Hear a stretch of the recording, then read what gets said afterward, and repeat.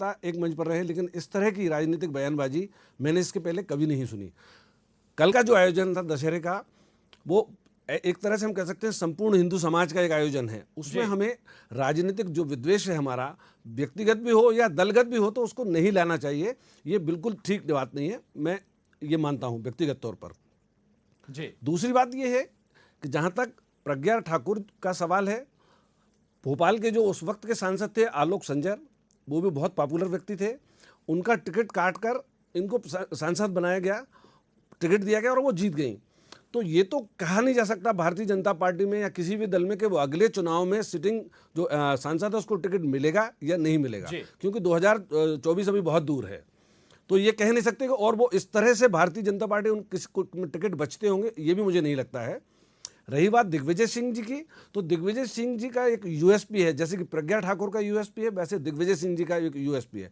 वो लगातार भगवा आतंकवाद, शिक्षा का भगवाकरण और इस तरह की चीज़ें आज से नहीं, जब वो मुख्यमंत्री थे तब से कहते रहे हैं। और इसी वजह से जो भगवाधारी नेता जो भाजपा में होते हैं, हिंदुत्ववादी जिनको हम कहते हैं, उमा भारती हो, उमा भारती के साथ भी उनका एक कन्फ्रंटेशन था, तो ये चलता रहता है वो।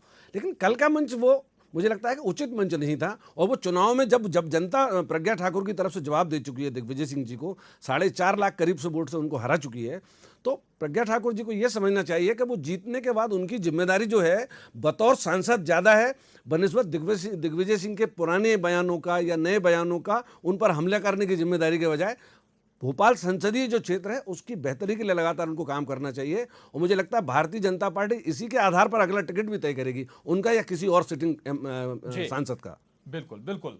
दिव्या गुप्ता जी, नर्मदा परिक्रमा का जिक्र कर रही थी साध्वी प्रज्ञा, निशाने पर दिग्विजय सिंह थे। तो नर्मदा परिक्रमा तो सीएम शिवराज ने भी की, नर्मदा परिक्रमा तो प्रहलाद पटेल ने भी की, क्या अपने नेताओं को भी निशाने पर ले रही थी वो? नहीं, देखिए, हम कंफ्यूजन कहाँ हो रहा है, कंफ्यूजन जो कांग्रेस क्रिएट करना चाह रही है, वो कह रही है कि नर्मदा जी का अपमान हुआ। अपमान नर्मदा जी का थोड़ी हो रहा है, अपमान इस बात का हो रहा है। उन्होंने कटाक्ष किस बात का कहा? उन्होंने कटाक्ष दिग्विजय सिंह जी पर कहा कि अगर वो नर्मदा परिक्रमा करके अपने पाप धो के सोच रहे हो कि उनके पाप धुल गए, तो उनके पाप नहीं धुले, तो नर्मदा जी का अपमान नहीं हुआ है। नहीं, तो यही बात तो मैं कह रहा हूं कि नर्मदा परिक्रमा केवल दिग्विजय सिंह ने नहीं की, कर रही है, उनको सीएम शिवराज ने भी की, केंद्रीय मंत्री प्रहलाद पटेल ने भी की, और ऐसे कई नेताओं ने जिन्होंने नर्मदा परिक्रमा की होगी। जी, तो नर्मदा जी का अपमान नहीं है। नर्मदा मैया तो देखिए एक ऐसी नदी है जिसका आपने भी जिक्र करा, शास्त्रों ने भी जिक्र करा है, जिसमें उन्होंने कहा है कि नर्मदा मैया एक ऐसी नदी है जिनके दर्शन मात्र से मोक्ष प्राप्ति हो जाती है। तो ये तो वो माँ है।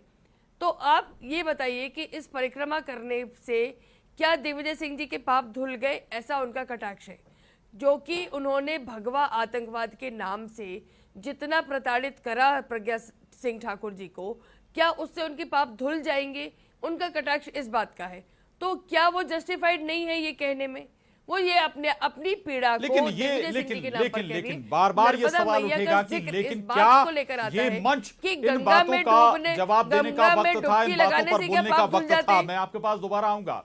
जेपी धनुपिया जी, सवाल वही है, और कांग्रेस को सरेआम कोस भी गई साध्वी प्रज्ञा, लेकिन ऐसा लग रहा है कि शायद कांग्रेस उस लिहाज से, उस अंदाज में जवाब दे नहीं पाई। आप लोग ये भी याद नहीं दिला पाए कि प्रहलाद पटेल भी नर्मदा परिक्रमा कर रहे हैं, मुख्यमंत्री साहब भी परिक्रमा नर्मदा की कर रहे हैं।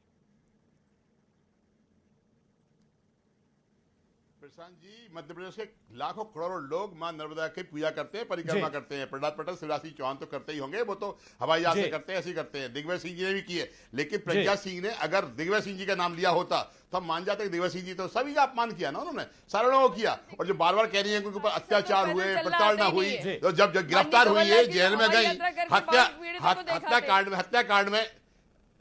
हत्या प्लीज मैडम हैव पेशेंस, जब कब ये गिरफ्तार हुई हत्याकांड में, तब सरकार शिवराज सिंह चौहान की थी। इन पे जो अत्याचार जेल में हुए, जिसमें बोलती प्रताड़ना हुई, तब शिवराज सिंह की सरकार थी। तो कितने प्रताड़ित किया इनको?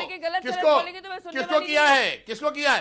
प्रज्ञा सिंह एक ऐसी महिला है जो भगवा वस्त्र पहनकर आतंकवाद को छिपा रही है। मानेगा बलात्कार आज भी केस चल रहा है, निर्णय होना दीजिए। वहां बोल देती हैं तो चल नहीं पाती कोई। अरे आज मैं आपके माध्यम से बोल रहा हूं कि प्रज्ञा सिंह का जब तक फैसला कोर्ट से नहीं होता, वो आतंकवाद की अपराधी हैं। जब तक बरी नहीं हो जाती अपराधी कहलाएंगी वो। जब अपराधी बरी हो जाएंगी तो अपराधी नहीं रहेंगी। आज अपराधी है वो, आतंकवाद के अपराधी हैं, मालेगांव ब्लास्ट के अपराधी हैं, उनके हत्याकांड में अपराधी हैं। क्या बात करते हो?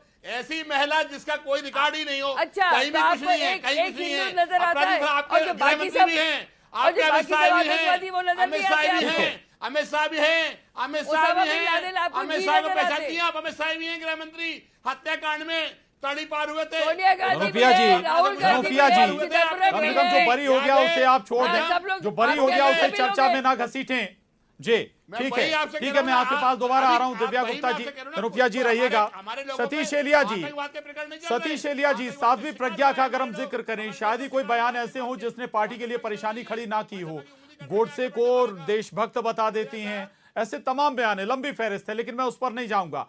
मेरा सवाल यह कि ये खुद स्वघोषित हिंदुत्व की लंबरदार बन रहे हैं। किसने इन्हें लंबरदार बना दिया हिंदुत्व का?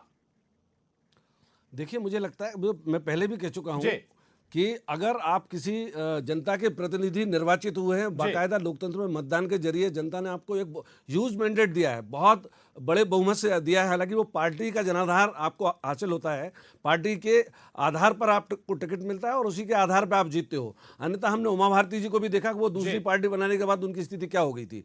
तो पार्टी की लाइन जो हो उस पर चलना चाहिए सांसद को, और अपने क्षेत्र की जनता के हित में जो बात हो सकती है वो करनी चाहिए। तो इस मामले में जो कल का जो उनका भाषण है दशहरे का, तो भारतीय जनता पार्टी को यह स्पष्ट करना पड़ेगा क्या उनके पूरे भाषण से वो सहमत है, या वो पार्टी की लाइन है या नहीं है। जैसे कि अभी दिव्या जी ने भी ऐसा कहा कि वो उनकी व्यक्तिगत पीड़ा है और व्यक्तिगत बात है, तो व्यक्तिगत पीड़ा को आप व्यक्तिगत स्तर पर रखना चाहिए हमें। और जब हम सार्वजनिक मंच पर एक सांसद के या विधायक के या किसी भी हैसियत से हम कहीं रहते हैं, या मैं भी जैसे पत्रकार हूं, तो मैं पत्रकार की हैसियत से जब बात कहता हूं तब मेरी व्यक्तिगत बात मुझे नहीं कहनी चाहिए मुझे।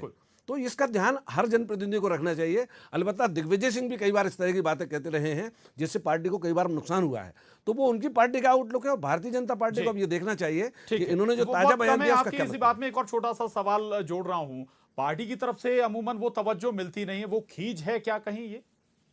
ये तो पार्टी को पार्टी ही बता पाएगी, पार्टी के प्रवक्ता ही ये बता सकेंगे कि अंदरूनी स्थिति क्या है। लेकिन ये आज का तथ्य ये है कि वो सांसद हैं भोपाल की, और 2024 तक वो सांसद रहेंगी कम से कम, जब तक के अगले टिकट का तय नहीं हो जाता। बिल्कुल बिल्कुल, लेकिन एक बात बहुत स्पष्ट नजर आती है कि पार्टी को भी अमूमन डिफेंड करने में कुछ परेशानी हो रही है। वो मंच भी देख रहे थे कि जो पार्टी के नेता ही थे, बीजेपी के नेता, वो पीसी शर्मा को रोकते नजर आ रहे थे। पशुपेश जैसे हालात में खुद अपने नेताओं को साध्वी प्रज्ञा ने उस मंच पर डाल दिया था। लेकिन बहुत सारे आशय भी इससे जुड़ रहे हैं इस बयान से, लेकिन चर्चा के लिए और वक्त हमारे पास नहीं, इसलिए बहुत शुक्रिया धनुपिया जी हमसे चर्चा में जुड़ने के लिए। दिव्या गुप्ता जी आपका भी धन्यवाद। सतीश एलिया जी आपका भी बहुत शुक्रिया।